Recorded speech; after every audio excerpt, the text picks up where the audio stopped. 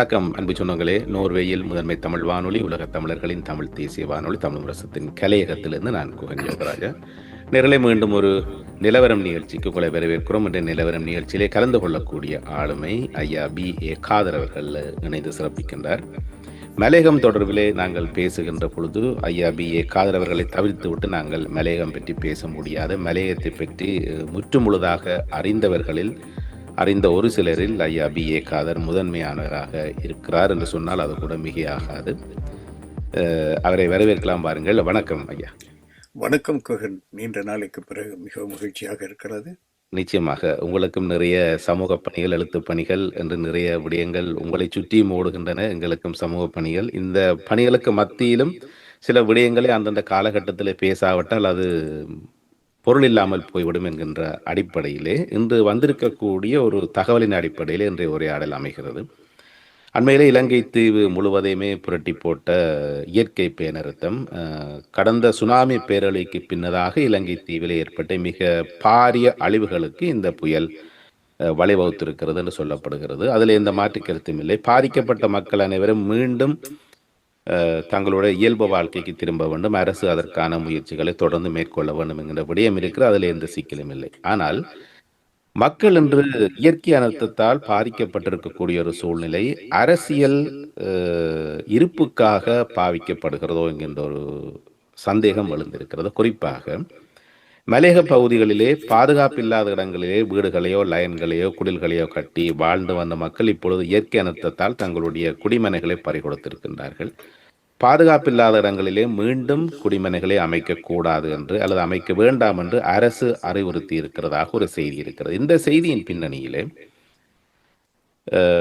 இடமில்லாத மலையக மக்கள் வடக்கு கிழக்கிலே வந்து குடியேற வேண்டும் என்று தமிழரசு கட்சியின் செயலாளர் திரு சுமந்திரன் ஒரு அழைப்பை விடுத்திருக்கிறார். இதற்கு முன்னதாக மலையக அரசியல்வாதியாக தெரியப்படுகின்ற திரு மனோ கணேசன் அவர்களும் ஒரு இடத்திலே இந்த மலையகத்தில் ஒரு இடத்துல சென்று அந்த பாதிக்கப்பட்ட மக்களோடு உரையாடுகின்ற பொழுது நாங்கள் அரசாங்கத்திடம் காணி கேட்போம், இல்லாவிடில் நாங்கள் வடக்கு கிழக்கில் சென்று குடியேறுவோம் என்று எழுந்தமானமாக ஒரு கருத்தை சொன்னது என்பது அதன் நீட்சியாக திரு சுமந்திரனுடைய இந்த அழைப்பும் என்பது இருவருக்கும் மங்கி போயிருக்கக்கூடிய அல்லது அரசியலிலே செல்வாக்கிழந்து போயிருக்கக்கூடிய நிலையில் இருக்கக்கூடிய இந்த இருவரும் மீண்டும் தங்களுடைய அரசியல் இருப்பை தக்க வைப்பதற்கான ஒரு அரசியல் சித்து விளையாட்டாக மலையக மக்களுடைய இன்றைய இடர்கால நிலைமையை பயன்படுத்த முனைகின்றார்களா என்கின்ற கோணத்திலே விவாதங்கள் ஆரம்பிக்கப்பட்டிருக்கின்றன. உண்மையிலே மலையக மக்கள் மீதான அக்கறையாக இந்த விடயம் முன் பார்க்கப்படுகிறதா அல்லது இருவருக்குமான அரசியல் ஆதாயத்துக்கான ஒரு விடயமாக இது முன்னகர்த்த முயற்சிக்கப்படுகிறதா என்கின்ற கேள்வி இருக்கிறது. ஐயா காதர் அவர்கள் மலையகத்தை முற்றாக அறிந்தவர். மலையக மக்களுடைய இந்த நிலைமை தொடர்பாக ஐயாவினுடைய கருத்துக்கள் இங்கே முக்கியமானவை. அந்த மக்களை அவருடைய சொந்த இடத்திலே இருந்து பரம்பரையாக பல தலைமுறைகளாக அவர்கள் வாழ்ந்த மண்ணிலிருந்து அப்படியே குடிபெயர்த்து கொண்டு வலிந்து வேறு இடத்திற்கு அவர்களை கொண்டு செல்வது இந்த வேளையிலே பொருத்தமானதா என்ற கேள்வி இருக்கிறது. இந்த விடயம் எதிர்காலத்திலே உண்டாக்கக்கூடிய சாதக பாதகங்கள் ஐயாவினுடைய கருத்துக்கள் மூலமாக மக்களோடு பகிரப்படுவது என்பது முக்கியமாக இருக்கிறது. ஐயா சொல்லுங்கள். நன்றி குகன். முதலில் உங்களுக்கு நான் விசேடமாக நன்றி கூற வேண்டும். நான் மிகவும் பிஸி என்று சொல்வார்கள், மிகவும் வேலைப்பளு காரணமாக பல்வேறு விடயங்களிலே ஈடுபட்டு இந்த விடயத்திலே நான் என்னுடைய கருத்தை பதிவிடுவதற்கு நான் தாமதித்து விட்டேன். நீங்கள் இதனை இந்த வரலாற்று முக்கியத்துவத்தை உணர்த்தி என்னை இன்று பேச அழைத்திருக்கிறீர்கள். இந்த வாய்ப்புக்கு முதலில் நன்றி. இது மிக ஆழமாக பார்க்க வேண்டிய விடயம். நான் பல விடயங்களை நான் எங்களுடைய அரசியல் ஆர்வலர்களுக்கும் மலைய மக்களுக்கும் நினைவூட்ட விரும்புகிறேன். இதை நான் அண்மையிலே கௌரவ ஜனாதிபதி அவர்கள் நூர்லியா சென்றிருந்த போது அங்கு நடைபெற்ற உரையாடலில் இருந்து நான் தொடங்கலாம் என்று நினைக்கிறேன். அங்கு சினிசிட்டாவிலே ஒரு நிகழ்ச்சியான ஒரு சந்திப்பு. இதுவரைக்கும் நான் இந்த அரசாங்கத்தின் மீது எனக்கு விமர்சனம் இருக்கிறது, கடுமையான விமர்சனங்கள் இருக்கிறது. என்றாலும் சில அவர்கள் செய்கின்ற பல விடயங்களை நாங்கள் பாராட்ட வேண்டும். நான் உங்களுக்கு தெரியும், ஜனாதிபதி தேர்தலின் போதும் பாராளுமன்ற தேர்தலின் போதும் இந்த அரசாங்கத்தை ஆதரித்தவன் தான். ஆனால் நிபந்தனையோடு தான். என்னுடைய அந்த இடைவெளி இன்னும் இருக்கிறது பல விடயங்களிலே. ஆனால் இந்த இயற்கை அனர்த்தத்தை அவர்கள் கையாண்ட விதம் மிகவும் பாராட்டக்கூடிய விடயமாக இருக்கிறது. அதிலே இதுவரைக்கும் நடந்த விடயங்களிலே இப்படியான அனர்த்தங்கள் நடக்கும்போது ஒரு இன அழிப்புக்கு அதை பயன்படுத்திய வரலாறு இருக்கிறது இலங்கையிலே. ஆனால் இந்த தடவை தான் அது தவிர்க்கப்பட்டிருக்கிறது. அது சினிசிட்டாவிலே நாங்கள் பார்த்தோம். அந்த சினிசிட்டா எங்களுக்கு இந்த அரசாங்கம் நிலைமை சரியாக காட்டுகிறது என்று நினைக்கிறேன். அந்த சினிசிட்டாவிலே உரையாடும் போது சாதாரண மக்கள் அங்கே இருந்தார்கள். அந்த பிள்ளைகளை கட்டி தழுவி அந்த சாதாரண மக்களோடு ஒரு பழகிய விதம், அதாவது இதுவரைக்கும் ஜனாதிபதிகள் போய் ஒரு குழந்தையை தொடுவதாக இருந்தாலும் அவர் கொஞ்சம் வசதி படைத்த பிள்ளைகள் நன்றாக மேக்கப் பண்ணி ஒரு ஃபோட்டோஷூட்டாகத்தான் அது இருக்கும். ஆனால் இது இயல்பாக இருந்தது. அங்கே 2 விடயங்கள் என்னுடைய கவனத்தை ஈர்த்தன. ஒன்று, அங்கிருந்த மக்கள் எத்தனை குடும்பம் இருக்கிறது என்று கேட்டார். 59 குடும்பங்கள் என்று சொன்னார்கள். நீங்கள் புது வீட்டுக்கு செல்வதற்கு தயாராக இருங்கள் என்று சொல்லிவிட்டு பக்கத்தில் இருந்த அதிகாரிகளிடம் கேட்டார், இவர்களை குடியேற்றுவதற்கு இடம் இருக்கிறதா? இருக்கிறது என்று சொன்னார்கள். இவர்களை உடனடியாக குடியேற்றுவதற்கு ஆவணம் செய்யுங்கள் என்று சொன்னார். அந்த மக்களை பார்த்து நீங்கள் புது வீட்டுக்கு செல்வதற்கு தயாராகுங்கள் என்று சொன்னார். அந்த மக்களிலே பெரும்பாலானவர்கள், அவர்கள் யார் என்றால் அத்துமீறி குடியேறியவர்கள். அனுர பண்டாநாயக்க காலத்திலும் காவினிசா நாயக்க காலத்திலும் தங்களுடைய வாக்கு வங்கியை பெருக்கிக் கொள்வதற்காகவும் இனவாத தேவைக்காகவும் குடியேற்றப்பட்டவர்கள். ஆனாலும் அவர்கள் இப்பொழுது பல தசாப்தங்கள் அங்கு வாழ்கிறார்கள். அந்த மக்கள் அவர்களை சொல்லுவது சட்டவிரோத குடியேறியர்கள். அவர்களுக்கு எந்த அரசாங்க கவனிப்பும் கிடையாது. ஆனால் அந்த மக்களுக்கு வாழ்வளிக்க வேண்டும் என்று சொல்லி அவர் எடுத்தார். அது பாராட்ட வேண்டிய விடயமாகத்தான் நான் பார்க்கிறேன். ஆனால் மலையக மக்கள் தொடர்பாக அப்பொழுது மலையக பிரதிநிதிகள் சில பேர் இருந்தார்கள். இது நான் அடுத்த பக்கத்திற்கு வருகிறேன். அவர் ஒரு கரிசனை, ஒரு அன்பு, இரக்கம் இவையெல்லாம் இருக்கிறது. மலைய மக்களை பற்றி கேட்கும்போது அங்கே வலுவான குரல்கள், சரியான குரல்கள் அங்கு ஒலித்ததா என்று எனக்கு தெரியவில்லை. அங்கே ஒரு பாதைகள், தோட்டங்களுக்கு பாதை அமைக்க வேண்டும் என்று சொல்லும்போது அங்கே சட்ட பிரச்சனை இருப்பதாக அதிகாரிகள் சொன்னார்கள். தோட்ட பாதைகளுக்கு அரசாங்கம் நிதி ஒதுக்குவது சட்டவிரோதம் ஒரு காலத்திலே. அதற்கு ஒரு உதாரணம், கொத்மலை பிரதேச சபையிலே ஒரு அதாவது தோட்டத்தையும் நகரத்தையும் இணைக்கின்ற ஒரு பிரதான பாதைக்கு நிதி ஒதுக்கியதற்காக அந்த பிரதேச சபையை கலைக்கப்பட்டிருக்கிறது கடந்த காலத்திலே.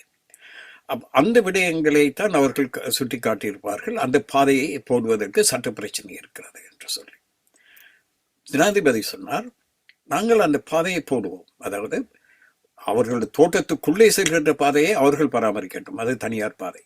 ஆனால் நகரங்களையும் அந்த மக்களை இணைக்கின்ற அந்த பாதையை நீங்கள் போடுங்கள் என்று சொன்னார். ஆனால் எனக்கு மிக ஆச்சரியமாக இருந்தது, அந்த சட்டம் ஏற்கனவே நிறைவேற்றப்பட்டிருக்கிறது.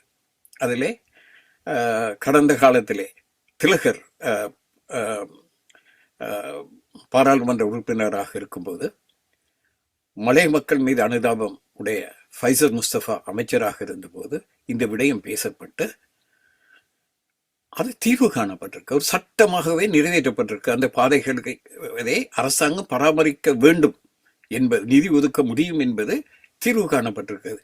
அதை சுட்டி காட்டுவதற்கு மலைய தமிழர்கள் யாருக்கும் அந்த சட்டம் தெரியவில்லை. அது எனக்கு ஒரு ஆச்சரியமாக இருந்தது. அதற்கு போராடியவர்கள் திலகர். இன்று அவர் சர்ச்சைக்குரியவராக மாறியிருக்கிறார் என்பது வேறு விடயம். ஆனால் ஒரு மாபெரும் பணியை அன்று அவர் ஆற்றினார். அது இந்த முன்னர் அமைச்சராக இருந்த திகாம்பரத்தின் கட்சியை சேர்ந்தவர். அவர் அங்கு இருந்தார் என்று நினைக்கிறேன், சரியாக ஞாபகம் இல்லை. அவர் கூட அந்த சட்டத்தை சுட்டி காட்டவில்லை என்பது எனக்கு ஆச்சரியமாக இருந்தது. ஆகவே இந்த மக்களுக்காக போராடி, இது ஒரு பக்கம். அன்று அவர்கள் அந்த பிரச்சனையை சரியாக எழுப்பியிருக்க வேண்டும். அதாவது சரி, இந்த மக்களுக்கு நீங்கள் கொடுங்கள், நிச்சயமாக ஒரு வாழ்வளிக்க வேண்டும், மலைய மக்களுக்கு நீங்கள் என்ன செய்ய போகிறீர்கள் என்ற கேள்வியை அன்று எழுப்பத் தவறிவிட்டார்கள் என்று நான் நினைக்கிறேன். இதுதான் இன்றைய மலையக நிலைமை. அந்த மக்களுக்கு இருக்கும் உரிமையும் அவர்களுக்கு தெரியவில்லை. அவர்களை உரிமையை பெற்றுக் கொடுக்கவும் தெரியாத ஒரு வெற்றிடம், ஒரு தலைமை வெற்றிடம் இருப்பதை அந்த காட்டுகிறது மலையகத்திலே. அது வேதனைக்குரிய ஒரு விடயமாக நான் பார்க்கிறேன். இப்பொழுது இந்த காணி பிரச்சனைக்கு நான் வருகிறேன். இந்த காணி பிரச்சனைக்கு, இந்த காணி உரிமை, காணி பிரச்சனை அல்ல, காணி உரிமை, வாழ்வாதார பிரச்சனை, இதற்கு ஒரு நீண்ட வரலாறு இருக்கிறது. காலம் சென்ற சௌமியமூர்த்தி தொண்டமான், அவர் முன்னர் அரசியலிலே ஒரு கத்துக்குட்டி. ஆரம்ப காலத்திலே 40களிலே 39லே இலங்கை இந்திய காங்கிரஸ் உடைய முன்னோடியான இலங்கை இந்திய காங்கிரஸ் அமைக்கப்பட்ட போது, இன்று இருக்கின்ற CWC இலங்கை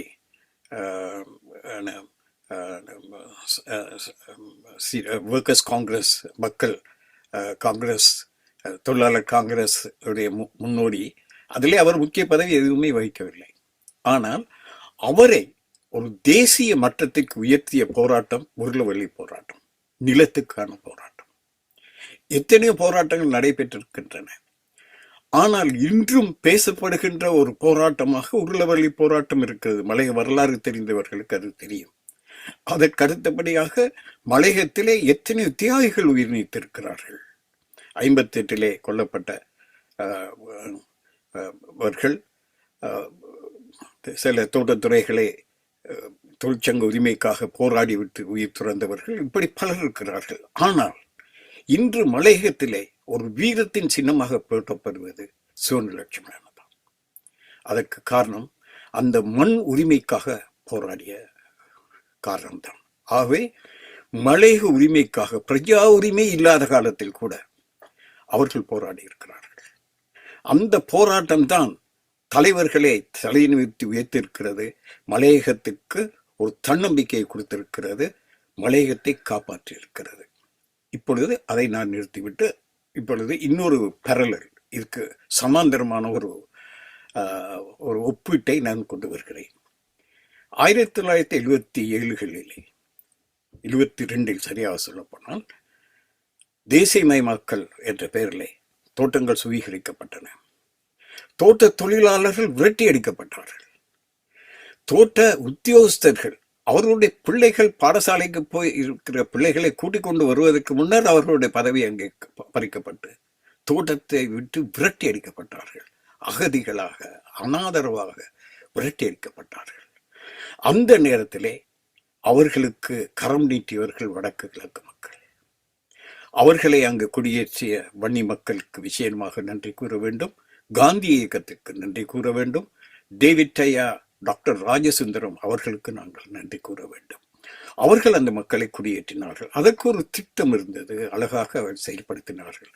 அது ஒரு வித்தியாசமான நிலைமை. அவர்கள் அகதிகளாக, நிராதரவாக, எங்குமே வாழ்வை தொலைத்து விட்டு அரசியல் இன ரீதியாக பழிவாங்கப்பட்ட நேரத்திலே, நிர்கதியான நேரத்தில் அவர்களுக்கு வாழ்க்கை கொடுத்தது. ஆனால் அவர்கள் அங்கு அவர்களை குடியேற்றிவிட்டு அதை இன்னொரு கட்டத்துக்கு விஸ்தரிக்க போனார்கள். மலையத்திற்கு வந்து மலையத்திலே வாழ்பவர்களை வடக்கிற்கு வாருங்கள் என்று சொல்லி அழைத்த போது அதற்கு எதிராக இன்று உயிரோடு இல்லாவிட்டாலும் லாரன்ஸ், இப்படி பலர், ஹெட்ஸக் அமைப்பை சேர்ந்த சுப்பிரமணியம், பிரான்சிஸ் போன்றவர்கள், அதிலே VT தர்மலிங்கம் என்று காலம் சென்றவர், மலைய மக்கள் முன்னணியின் உபதலைவர், சந்திரசேகர் அப்போது பாடசாலை மாணவராக இருந்தார். அவர் அந்த ஒரு விவாதம் நடந்தது. அந்த விவாதம் எனக்கும் சந்ததியாருக்கும் இடையே நடைபெறுவது பகிரங்க விவாதமாக இருந்தது. ஆனால் அன்று அவர்கள் வர முடியவில்லை. நான் உறுதியாக சொன்னேன், மலையகத்திற்கு வந்து ஆள் பிடித்துக் கொண்டு போகாதீர்கள். மலையகம் மலையகத்தவருக்கு சொந்தம். அந்த மண் உரிமைக்காக போராடி இறந்தாலும் பரவாயில்லை, இந்த மண்ணுக்காக போராட வேண்டும் என்று நான் குரல் கொடுத்தேன்.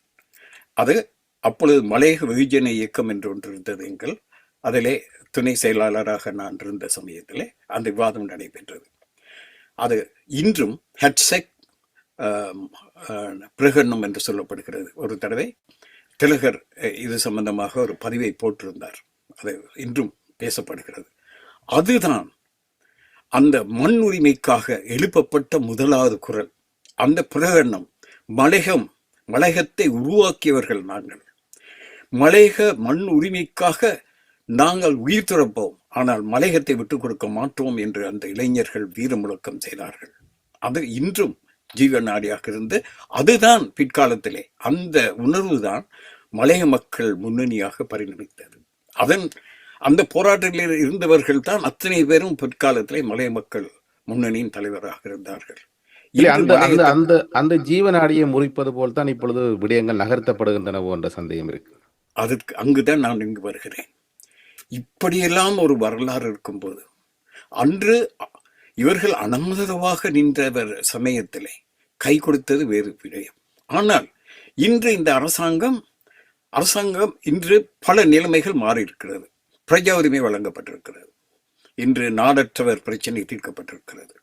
இந்த மக்கள் ஏனைய மக்களைப் போல சம உரிமையோடு வாழ வேண்டும். அந்த உரிமையை பெற்றுக் கொடுக்க வேண்டிய கட்டாயம், அதற்காக போராட வேண்டிய கடமை ஒவ்வொரு தங்களை தலைவர்கள் என்று சொல்பவர்களுக்கு இருக்கிறது.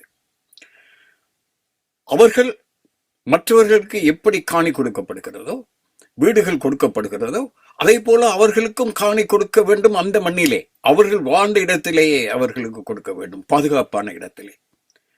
அதுதான் அந்த கோரிக்கை தான் இன்று எழுப்பப்பட வேண்டிய கோரிக்கை. உங்களுக்கு தெரியும், இந்த பிரஜா உரிமை கிடைத்த பிறகு காணி உரிமை வேண்டும் என்ற கோஷம் இன்று பிரபலமாக இருக்கிறது மலையகத்திலே. அதற்காக சில அமைப்புகளை உருவாகி இருக்கின்றன. எல்லோருடைய கோரிக்கையும் அதாகத்தான் இருக்கிறது. எங்களுக்கு காணி வேண்டும், வீடு வேண்டும், உரிமை வேண்டும், ஒரு மீனிங்ஃபுல் சிட்டிசன்ஷிப், அதாவது அர்த்தமுள்ள பிரஜா உரிமைகள் வேண்டும், எல்லோருக்கும் இருக்கின்ற உரிமை எங்களுக்கு வேண்டும் என்று குரல் கொடுக்கின்ற நேரத்திலே அதை நிறுத்தி செய்யப்படுவது போல 70களிலே ஒரு நியாயமான காரணம் இருந்தது அந்த மக்களை குடியேற்றுவதற்கு.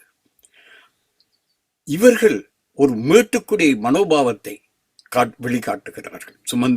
சுமந்திரனுடைய குரலிலே ஒரு அனுதாபம் இருப்பது போல் தெரிந்தாலும், இந்த மக்களை வருபவர்களை வாழ வைக்க வேண்டும் என்ற ஒரு அனுதாபம் இருந்தாலும், அவருக்கு நான் சொல்கின்ற விடயம், மலைய மக்களை இரக்கத்தோடு பார்க்க வேண்டாம். அவர்களை உரிமை உள்ள மனிதர்களாக பாருங்கள். அவர்களுடைய உரிமைக்கு கரம் கோருங்கள். இது சரியான சந்தர்ப்பம். வடக்கு கிழக்கு மக்களை நீங்கள் பாருங்கள். நிவாரண பொருட்களை கொண்டு போய் அவர்களுக்கு கொடுக்கும் போது, நிவாரண நிதியை கொடுக்கும் போது அந்த மக்கள் சொல்றார்கள், எங்களுக்கு வேண்டாம், எங்களுக்கு அதை மலைய மக்களுக்கு கொடுங்கள் என்று சொன்னார்கள். மலையகம் அதிகமாக பாதிக்கப்பட்ட இது சொலிடாரிட்டி. அந்த மக்களை இன்னும் ஒரு விடயம் ஐயா, இடையில் சிறு குறுக்கீடு. திரு சுமந்திரன் அவர்களை பற்றி அதிகமாக கணக்கெடுக்க வேண்டிய தேவை இருக்கிறதா என்பது கேள்விக்குரிய என்றால், அவர் ஒரு மக்கள் பிரதிநிதியாக இல்லை, ஒரு கட்சியினர் வெறுமனே ஒரு கட்சியினுடைய செயலாளர் மாத்திரம்தான். அவர் சொல்லுவது அவருடைய தனிப்பட்ட கருத்தாகத்தான் எடுக்க முடியும். அது மக்களுடைய கருத்தாக எடுக்க முடியும் என்றால் மக்கள் பிரதிநிதி இல்லையே. ஆனால் திரு மனோ கணேசன் அவர்கள் மக்கள் பிரதிநிதியாக இருக்கின்றார். மலையக மக்களுடைய உரிமைக்காகவும் நீங்கள் சொல்லுகின்ற அந்த நில உரிமைக்காகவும் பாடுபட வேண்டியவர். அவரே இப்படி ஒரு கருத்தை சொல்லுகின்றார் என்பதுதான் இங்கே பெரும் கேள்வியாக இருக்கிறது. அந்த இடத்திலிருந்து அப்படியே மக்களை பேர்த்து கொண்டு வந்து வடக்கு கிழக்கிலே குடியேற்றி விட்டால் அவருடைய மலையக மக்களுக்கான அந்த அவருடைய அரசியல் என்பது முற்று பெற்று விருமா என்கின்ற ஒரு கேள்வி இருக்கிறது. இப்பொழுது நீங்கள் சுமந்திரனுக்கு சொன்ன அதே கிரைட்டீரியா மனோ கணேசனுக்கும் பொருந்தும். அவர் பேரளவிலே தலைவராக இருக்கிறார். மக்களால் நிராகரிக்கப்பட்டு வாக்கு தேர்தலிலே பின் கதவு வழியாக இன்றைக்கு பாராளுமன்றத்துக்கு வந்த ஒருவர். அவருக்கும் சுமந்திரனுக்கும் அதிக வித்தியாசம் இல்லை. அவர்கள் தங்களுடைய இருப்புக்காக பேசுகிறார்கள் என்று நீங்கள் ஆரம்பத்தில் சொன்னீர்கள். அது அப்படித்தான் நானும் பார்க்கிறேன். இது நான் ஒரே வார்த்தையில் சொல்வதாக இருந்தால், டித்வா புயல் மலையகத்தை அழிக்கவில்லை, சிதைத்திருக்கிறது. ஆனால் இந்த வங்குரோத் அரசியல் செயல்படுத்தப்பட்டால் மலையகம் அழிக்கப்பட்டு போகும். தித்வா புயல் அல்ல, இந்த வங்குரோத் அரசியல் தான் அவர்களை நிர்கதியாக்கும், அழிக்கும் என்று ஒரு வார்த்தையில் சொல்லலாம். அடுத்து நான் சொல்ல வருகின்ற விடயம் இதுதான். என்னவென்றால், இன்று ஒரு நிலைமை மாறி இருக்கிறது. அவர்களுக்கு பிரஜா உரிமை கொடுக்கப்பட்டு விட்டது. பிரஜா உரிமை பிரச்சனை இல்லை.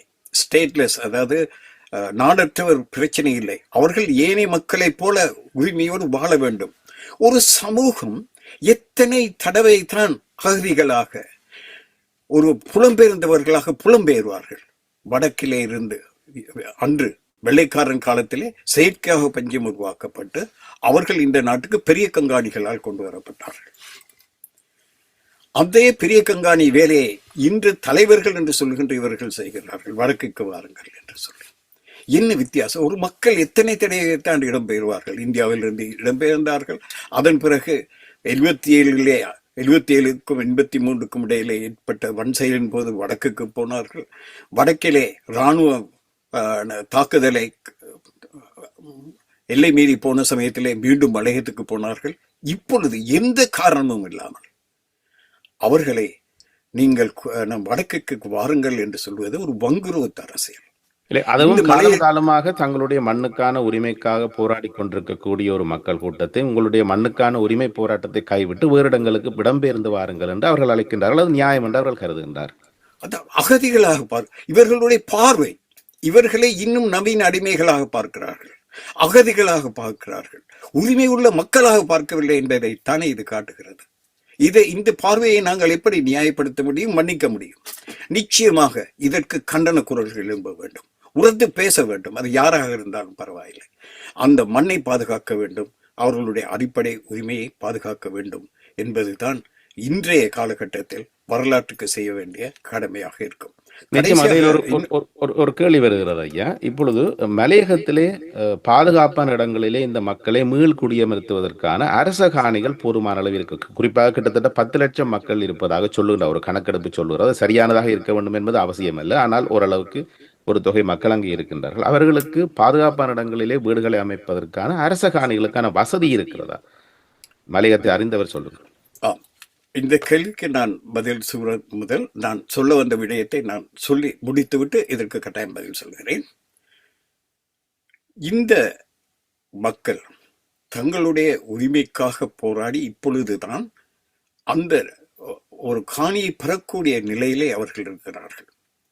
நான் சொல்ல வந்த விடயத்தை நான் மறந்துவிட்டேன் நினைக்கிறேன், ஞாபகம் வரும். இப்பொழுது நான் உங்களுடைய கேள்விக்கு நான் வருகிறேன். உண்மையிலே காணி இருக்கிறதா என்ற பிரச்சனை ஞாபகம் வந்து விட்டது. 2ஐயும் இணைத்து சொல்லலாம். மலையகத்து மக்களை மறைமுகமாக இன ஒழிப்பு செய்வதற்கு இனவாதிகளின் ரகசிய திட்டம் ஒன்று இருக்கிறது. அவர்கள் ஒரு பிரச்சாரத்தை கொண்டு செல்கிறார்கள். மலையக தமிழர்கள் வாழ்கின்ற இந்த மண் மலையகம் கண்டியர்களுக்கு சொந்தமானது, சிங்களவர்களுக்கு சொந்தமானது. அதை இவர்கள் அபகரித்து அதிலே குடியேற்றி இருக்கிறார்கள். அவர்களை வெளியேற்ற வேண்டும் என்ற ஒரு கோஷம் 50களிலே இருந்து உறக்க ஒலித்துக் கொண்டு வருகிறது. அதை மறைமுகமாக செயல்படுகின்ற திட்டங்கள், பல்வேறு திட்டங்கள் நடைமுறைப்படுத்தப்பட்டிருக்கின்றன. தோட்ட காணிகளை சிறு உடைமையாளர்களுக்கு, அதாவது சிங்கள உடைமையாளர்களுக்கு பகிர்ந்து கொடுப்பது, இதற்கெல்லாம் இவர்கள் மௌனம் சாதித்து இருக்கிறார்கள். இந்த 20 வருடத்திலே மலையகம் அதிலிருந்ததை போல வேறு எந்த காலத்திலையுமே அழியவில்லை. அதற்கு பொறுப்பை மனோ கணேசன் போன்றவர்கள் ஏற்க வேண்டும். இவர்கள் தான் அந்த அவுட்க்ரோவர் சிஸ்டம் போன்ற சில இந்த இன ஒழிப்புக்கான சில திட்டங்களை அவர்கள் ஒத்து ஊதியவர்கள். அவர்கள் அந்த பழியிலிருந்து தப்ப முடியாது. அவை இந்த அஜெண்டாவுக்கு மறைமுகமாக இவர்கள் உதவி செய்கிறார்கள். இந்த பெருந்தேசியவாதிகள் அந்த மக்களை அந்த மண்ணிலிருந்து வெளியேற்றுவதற்கு, அவர்களை அகதிகளாக வெளியேற்றுவதற்கு தீட்டுகின்ற அந்த திட்டத்திற்கு இவர்களுடைய இந்த கோஷம் மறைமுகமாக உதவி செய்கிறது. இதை சொல்லிவிட்டு இப்பொழுது உங்களுடைய கேள்விக்கு நான் வருகிறேன். மலையகத்தில் இடம் இருக்கிறதா? நாங்கள் அண்மையிலே மலையகத்தில் இருக்கின்ற சில புத்திஜீவிகளோடு ஒரு உரையாடல் நடத்தினோம். இந்த ஜெத்வா புயலுக்கு சற்று நாட்களுக்கு முன்பு காணி பிரச்சனையை பற்றி தான் அவர்களும் பிரதானமாக பேசினார்கள். இந்த அரசாங்கத்தால் இனம் காட்டப்பட்டிருக்கிற அந்த காணிகளே இவர்களுக்கு பகிர்ந்தளிக்க போதுமானது. அவர்கள் இருக்கும் இடத்தில் கிடைக்குமா என்று சொல்ல முடியாது. ஆனால் காணி இருக்கிறது.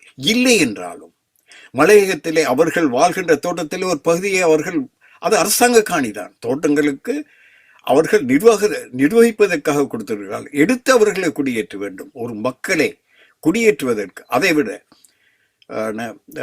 அரசாங்கத்துக்கு சொந்தமான தோட்டங்கள் இருக்கின்றன.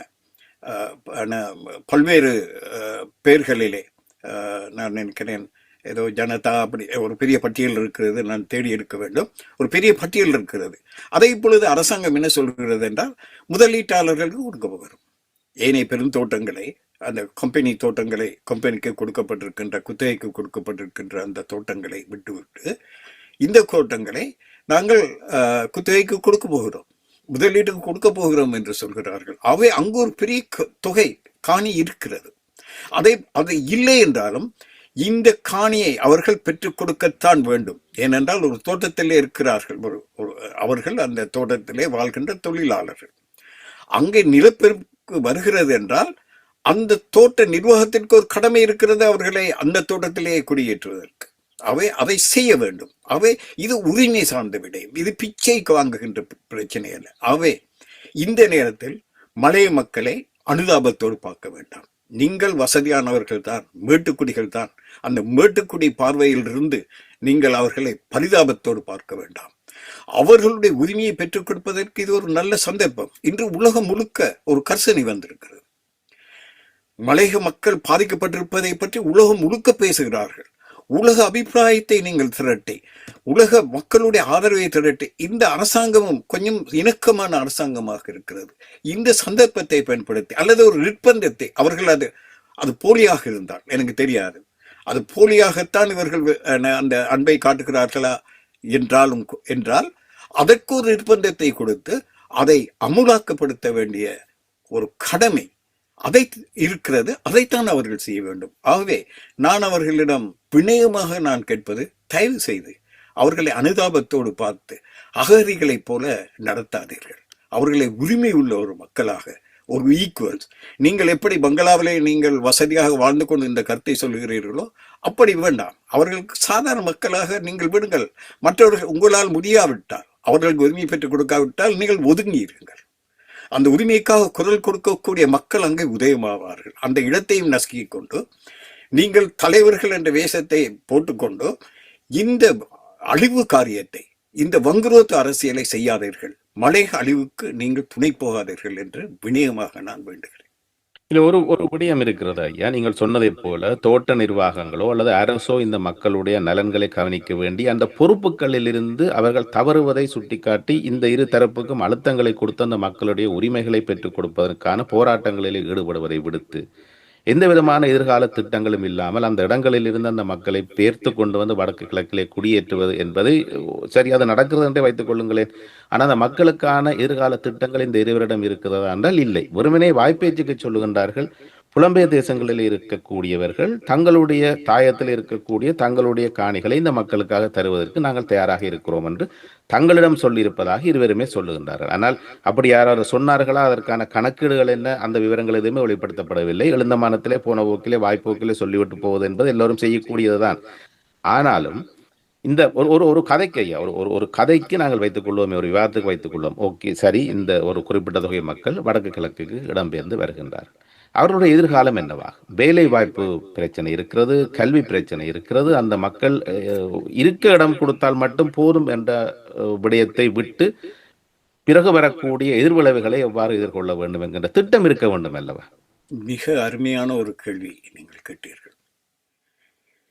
இந்த மக்களுக்கு ஒரு அரசாங்கம், 2 அரசாங்கங்கள் ஒப்பந்தம் செய்து கொண்டு, இந்த சோகோல் சிறிமாங்க சாஸ்திரி ஒப்பந்தம் என்று சொல்லி நீங்கள் கேள்விப்பட்டிருப்பீர்கள். 1964 64 செய்து கொள்ளப்பட்ட அந்த மக்களுக்கு அரசாங்கம் சில திட்டங்களை, புனர்வாழ்வு திட்டங்களை, அதாவது ரீஹேபிலிட்டேஷன், ரிப்பேட்ரியேட்ஸ், இவர்களை ரிப்பேட்ரியேட்ஸ் புலம்பெயர்ந்தவர்கள் என்று சொல்லி அவர்களை புனர்ஸ்தாபனம் செய்வதற்கு சில வேலை திட்டங்களையும் செய்தது. இன்று நான் அடுத்த மாதங்களிலிருந்து அதற்காக ஒரு குரல் வலுவாக ஒலிக்கும் என்று நான் நினைக்கிறேன். அந்த மக்கள் இன்னும் அகதிகளைப் போலத்தான் வாழ்ந்து கொண்டிருக்கிறார்கள். 40 வருடம், இப்பொழுது கிட்டத்தட்ட 50 வருடங்கள் அந்த மக்கள், ஒரு அரசாங்கமே அவர்களுக்கு வாழ்வு கொடுக்க முடியவில்லை. 2 அரசாங்கம், அங்கே 2 அரசாங்கங்களாலும் கூட முடியவில்லை. இந்த மக்களுக்கு ஒரு காணி மட்டும் கொடுத்தால் போதுமா? அவர்களுக்கு வாழ்வதற்கு ஒரு நிரந்தரமான ஒரு வீடு வேண்டும். அவர்களுடைய பிள்ளைகள் படிப்பதற்கு ஒரு பாடசாலை வேண்டும், மருத்துவம் வேண்டும். அதுவும் 10 லட்சம் மக்கள், குறைந்தது 10 லட்சம் மக்கள் அங்கு இருக்கிறார்கள். இவர்களை போய் நீங்கள் அங்கே குடியேற்ற முடியும், அவர்களுக்கு வாழ்வளிக்க முடியும் என்று சொல்லி நீங்கள் நினைத்தால் இது ஒரு பகல் கனவு. அதை விட இந்த மக்கள் வாழ்கின்ற பகுதியிலே அவர்களுக்கு ஒரு ஸ்ட்ரக்சர் ஒன்று அமைந்திருக்கிறது. ஏதோ அரை குறைவாக என்றாலும் மருத்துவம், ஒரு சிறிய மருத்துவம் இருக்கிறது, ஒரு ஆரம்ப பாடசாலைகள் இருக்கின்றன, ஒரு ஸ்ட்ரக்சர். அவர்கள் ஒரு கட்டுக்கோப்பாக வாழ பழகி கொண்டார்கள். அதில் பாதிக்கப்பட்டவர்களுடைய தொகை குறைவுதான். எத்தனை பேர் பாதிக்கப்பட்டிருப்பார்கள்? அவர்களை நீங்கள் கொண்டு போய் அகதிகளைப் போல அங்கே நீங்கள் குடியேற்றாமல் அவர்கள் வாழ்கின்ற மண்ணிலே அவர்களுக்கு உரிமையை பெற்றுக் கொடுத்து காணியை பெற்றுக் கொடுப்பதற்கு ஒரு சிறிய தொகைதான். அவ்வளவு பேருக்கும் இப்பொழுது காணி உடனடியாக கொடுக்க வேண்டியதில்லை. இந்த பாதிக்கப்பட்டவர்களுக்கு ஒரு சிறிய தொகைதான். எத்தனை பேர்? சில ஆயிரக்கணக்கானவர்கள் தான் வருவார்கள், லட்சக்கணக்கில் கூட இல்லை. அவர்களுக்கு காணி வாங்கி கொடுப்பதற்கு வக்கில்லாத தலைவர்கள் வடக்குக்கு வாருங்கள் என்று சொல்லி, அவர்களுக்கு பிச்சை கொடுங்கள் என்று சொல்லி காணி அவர்களை நான் குறை சொல்லவில்லை. காணி தருகிறோம் என்பவர்களை கரம் கூப்பி நான் வணங்குகிறேன். அவர்கள் ஒரு மனிதாபிமானத்தோடு அவர்கள் செய்கிறார்கள். ஆனால் பிச்சை கொடுங்கள் என்று அவர்களிடம் கேட்கிறார்கள். அவர்கள் என்ன செய்ய முடியும்? இவர்கள் வாழ்வாக கொடுக்க முடியும்? காணியை கொடுப்பார்கள். ஒரு மருத்துவம் அவ்வளவும் அவர்கள் பொறுப்பெடுக்க முடியுமா? பொறுப்பெடுக்கக்கூடிய நிலையில் இருக்கிறார்களா? அப்படி கழித்தாலும் கூட இவர்கள் அங்கு போவது சரியா? இன்னொருவருடைய தயவிலே வாழ வேண்டுமா அவர்கள்? அரசாங்கத்திற்கு ஒரு கடமை இருக்கிறது அல்லவா? அதை தட்டி கேட்க வேண்டிய கடமை இந்த தலைவர்களுக்கு இருக்கிறது அல்லவா? மலைய மக்கள் போன்ற இயக்கம், மலைய மக்கள் முன்னணி உருவானதே மண் உரிமைக்காகத்தான். இன்று அதனுடைய தலைவர்கள் இருக்கிறார்களா என்பது ஒரு கேள்வி. மௌனம் சாதிப்பது எனக்கு பெரும் ஆச்சரியத்தை ஏற்படுத்துகிறது. அவர்கள் அந்த அமைப்பை உருவாக்குவதற்கும் அதற்கு முன்னர் அந்த அமைப்பு உருவாவதற்கு தியாகம் செய்தவர்களுக்கும் துரோகம் செய்கிறார்கள் என்று நினைக்கிறேன். மனோ கணேசனை பற்றி எனக்கு அக்கறை இல்லை. ஏனென்றால் அவருக்கு மலையகம் சரியாக தெரியுமா என்பது கூட எனக்கு ஒரு பிரச்சனை தான். அவர் கொழும்பலை வசதியாக வாழ்ந்த ஒரு மனிதர். மேலக முன்னணி என்று சொல்லித்தான் அவர் ஆரம்பத்திலே தன்னுடைய அரசியலை அமைத்தார். மலையக முன்னணி என்று இல்லை, மேலக முன்னணி என்று தான் அவருடைய அரசியலை அழைத்தார். ஆகவே அவருடைய வாயிலிருந்து இப்படியான ஒரு வார்த்தை வருவது எனக்கு ஆச்சரியம் தரவில்லை. ஆனால் இவர்கள் மௌனம் சாதிப்பது எனக்கு ஆச்சரியமாக இருக்கிறது. ஆகவே நான் பெயர் சொல்லி சொல்லுகிறேன். திகாம்பரம் அமைச்சர், முன்னாள் அமைச்சர் அவர்கள் ஒரு பெரிய பங்களிப்பை செய்திருக்கிறார் காலத்தில் வீடு கட்டி கொடுப்பதிலும். அவருடைய காலத்திலே தான் அந்த நிலத்துக்கான அந்த பாதை போடுவதற்கான அந்த உரிமையை அவர்கள்தான், அதாவது திலகர் அங்கே இருக்கும்போது தான் அந்த பிரச்சனை சரியாக பேசப்பட்டது, சரியான முறையில் அணுகப்பட்டது. அவர் இப்பொழுது பேச வேண்டும். நாங்கள் மண்ணுக்காக போராடுவோம். அதே போல ராதாகிருஷ்ணன் பேசுவாரா தெரியாது. அவர் கோயில்களிலே பூசை செய்வதோடு அவருடைய காரியம் முடிந்து விட்டதாக அவர் செய்கிறார். அவர் பூசை செய்வதாக இருந்தாலும் அந்த கடவுளிடம் போய் மன்னிப்பு கேளுங்கள் நீங்கள் செய்த பாவத்திற்காக. கடவுளிடமாக நீங்கள் கேளுங்கள், இந்த மக்களுக்கு காணி கொடு என்று சொல்லி. ஆனால் இந்த பாவத்திற்கு துணை போகாதீர்கள் என்று அவரை பேர் சொல்லி நான் கேட்கிறேன். இல்லை, ஒரு விடயம் இருக்கிறது ஐயா. அதாவது இந்த நீங்கள் சொன்னதை போல வடக்கு கிழக்கிலே இருக்கக்கூடிய மக்கள் எப்பொழுதுமே இடர்பாட்டில் இருக்கக்கூடிய மக்களை வரவேற்பதிலே காலத்திலும் பின்னிருக்க மாட்டார்கள். நீங்கள் சொன்னதை போல 72ஆம் ஆண்டுகளிலே நடந்த அந்த விடயங்கள் கூட இங்கே சான்றாக இருக்கின்றன. இருந்தாலும் வடக்கு கிழக்கு மக்களுக்கு கூட இன்று 1000 பிரச்சனைகள் இருக்கின்றன. 2 பகுதிகளிலுமே கூட இன்று மக்களுடைய இருப்புக்கு பிரச்சனை இருக்கிறது. காணிகள் அபகரிக்கப்படுகின்றன. தொல்லியல் சின்னங்களாக இடங்கள் அடையாளம் காட்டப்பட்டு மிக கொடுமையான அந்த தொல்லியல் சட்டத்தின் மூலமாக மக்களுடைய காணிகள் ஆக்கிரமிக்கப்படுகின்றன. ஏற்கனவே கடந்த 30-35 வருடங்களாக இராணுவ முகாம்களுக்கோ அல்லது அரசு தேவைகளுக்கோ தனியார் காணிகள் ஆக்கிரமிக்கப்பட்டிருக்கின்றன. மக்களுக்கு இவ்வாறு தீராத பிரச்சனைகள் பல இருக்கின்றன. இந்த நேரத்திலே இந்த வடக்கு கிழக்குக்கு வாருங்கள் மலையக மக்களே என்று இருகரம் கூப்பி அழைக்கக்கூடிய திரு சுமந்திரன் அவர்களோ அல்லது திரு மனோ கணேசன் அவர்களோ அரச காணிகளிலே இருக்கக்கூடிய இராணுவ முகாம்களை அகற்றிவிட்டு அந்த இடங்களிலே இந்த மக்களை குடியேற்றுங்கள் என்று கூட கேட்கவில்லை. மக்களுடைய காணிகளிலே குடியேற்றுவோம் வாருங்கள் என்று தான் சொல்லுகின்றார். இது ஏற்கனவே பிரச்சனையில சிக்கி திணறிக்கொண்டிருக்கக்கூடிய வடக்கு கிழக்கு மக்களுக்கு இன்னும் பிரச்சனைகளை அதிகமாக்குகிறதோ என்கின்ற ஒரு விடயம் இருக்கிறது. ஆனால் மலையக பக்கத்திலிருந்து வரக்கூடிய எதிர்ப்பு குரல் முக்கியமாக 2 விடயங்களை சொல்லுகிறது திரு ஐயா அவர்களே. அதாவது நீங்கள் ஆரம்பத்தில் சொன்னதை போல மண் உரிமைக்காக போராடிய அந்த மக்களுடைய அந்த உரிமை போராட்டத்தை கைவிட பண்ணுவது என்பது ஒன்று. தங்களுக்கென்று ஒரு அடையாளம் இருக்கிறது, அந்த அடையாளத்தோடையே தாங்கள் வாழ வேண்டும் விரும்புகின்ற அந்த மக்களுடைய அடையாளத்தை தொலைக்க வைப்பது என்பது ஒன்று. அதேபோல் அந்த மண்ணிலிருந்து அந்த மக்களை பெயர்த்து கொண்டு வருவதன் மூலம் அந்த மண் மீண்டும் பெரும்பான்மை குடியேற்றங்களாகவும் விகாரைகள் கட்டக்கூடிய இடங்களாகவும் மாறிவிடும் அபாயம் இருக்கிறது. அதனால் வடக்கு கிழக்கு மக்களை இந்த சதித்திட்டங்களுக்கு நீங்கள் துணை போகாதீர்கள் என்று மலையகத்திலிருந்து குரல் எழுப்பப்பட்டிருக்கிறது என்ற ஒரு பதிவை பார்க்கக்கூடியதாக இருந்தார். அருமையான ஒரு பதிவை நீங்கள் சொன்னீர்கள். அவர்கள் தெளிவாக இருக்கிறார்கள். அவர்கள் சிவனி லட்சுமணனுடைய ஆத்மாவுக்கு துரோகம் செய்வதற்கு தயாரில்லை. மனோ கணேசன் அதற்கு தயாராகிவிட்டார். சுமந்திரன் தயாராகிவிட்டார். அந்த மக்கள் 1000 சிவனு லட்சுமணன்கள் தங்கள் உயிரை தியாகம் செய்து அந்த மண்ணை காப்பதற்கு இன்று தயாராக இருக்கிறார்கள். அவர்களை அனைவரையும் கொச்சைப்படுத்துவது போல, அந்த தியாகத்தை கேவலப்படுத்துவது போல இப்படியான ஒரு கோரிக்கை இந்த நேரத்தில் வைக்கப்பட்டிருப்பது ஒரு மன்னிக்க முடியாத வரலாற்று தவறு என்று தான் நான் சொல்வேன். நிச்சயமாக 200 ஆண்டுகளுக்கு மேலான வரலாறை கொண்ட அந்த தனித்துவமான மக்களுடைய அந்த 200 ஆண்டுகால வரலாற்றையே சிதைத்து அளிக்க இந்த இயற்கை பேரனர்த்தத்தை ஒரு கருவியாக இவர்கள் பாவிக்கின்றார்கள் என்கின்ற சந்தேகத்தில் கூட இந்த கருத்துக்கள் வெளிவந்திருக்கிறது. அதை நான் அப்பொழுது சொல்ல மறந்துவிட்டு இப்பொழுது குறிப்பிடுகின்றேன். சரியான ஒரு புள்ளியை நீங்கள் தொட்டு காட்டீர்கள். இது உண்மையிலே ஒரு நிர்ணயகரமான ஒரு காலகட்டம். இந்த சொல்வார்கள், கிரைசிஸ் always brings opportunities என்று ஆங்கிலத்தில் சொல்வார்கள். நெருக்கடிகள் சந்தர்ப்பங்களையும் கொண்டு வரும், அனர்த்தங்களை மட்டுமல்ல. எங்களுக்கு ஒரு சந்தர்ப்பத்தை கொண்டு வந்திருக்கிறது. நிலமில்லா பிரச்சனை உலகத்திற்கு தொட்டு காட்டக்கூடிய ஒரு வாய்ப்பு கிடைத்திருக்கிறது. அரசாங்கத்திற்கு நீங்கள் செய்ய வேண்டிய கடமையை செய்யுங்கள், விரைவாக செய்யுங்கள் என்று சொல்லி வலியுறுத்துவதற்கான ஒரு வாய்ப்பு கிடைத்திருக்கிறது. அந்த மக்களுக்கு நிலம் நீங்கள் சொன்னது போல 200 வருட காலமாக நிலமற்றவர்களாக வாழ்ந்தவர்களுக்கு நிலம் கொடுக்க வேண்டும் என்ற ஒரு கருத்தோட்டத்தை மக்கள் ஏற்றுக்கொள்ள வைக்கக்கூடிய ஒரு சூழல் உருவாக்கி இருக்கிறது. இந்த சூழலை நழுவ விடக்கூடாது என்பது ஒரு வரலாற்று தேவை. அதே போல இதற்கு எதிராக, இதற்கு மாற்றாக கருத்து வைத்து அதை நிறுத்தி செய்ய போகிறவர்கள் அவ்வளவு பேரும் வரலாற்றுக்கு துரோகம் செய்தவர்கள். நல்லதையா, நாங்கள் எடுத்துக்கொண்ட நேரத்தையும் தாண்டி நேரம் செல்கிறது. உங்களுக்கு நிறைய பணிகள் இருக்கின்றன. இந்த உரையாடலின் நிறைவாக ஐயா நச்சென்று 2 வார்த்தைகள் சொல்லுங்கள். அதாவது இந்த இந்த இந்த தனித்துவமான அந்த மக்களுடைய அந்த மண் உரிமைக்கான போராட்டத்தையும் அவர்களுடைய 200 ஆண்டு கால அந்த வரலாற்றையும் சிதைத்து பேரினவாதத்தினுடைய திட்டங்களுக்கு துணை போவது போல் நம்மவர்களே நடந்து கொள்வது என்பது நிச்சயமாக சரியான விதத்திலே மக்கள் புரிந்து கொள்ள வேண்டும். அந்த மக்களை அவர்களுடைய பூர்வீக இடங்களில் இருந்து பேர்த்து கொண்டு வருவது என்பது எக்காலத்திலும் அனுமதிக்க முடியாதது என்கின்ற விடயம் சரியாக புரிந்து கொள்ளும்படி நச்சென்று 2 வார்த்தைகள் சொல்லுங்க. அகதிகள், அந்நியர்கள் என்ற மனோபாவத்திலிருந்து விடுபட்டு இந்த மண்ணை உருவாக்கியவர்கள் நாங்கள். இந்த மண்ணுக்கான உரிமை எங்களுக்கு இருக்கிறது, அதை விட்டுக் கொடுக்க மாட்டோம். அதற்காக உயிர் துறக்கவும் நாங்கள் தயாராக இருக்கிறோம்.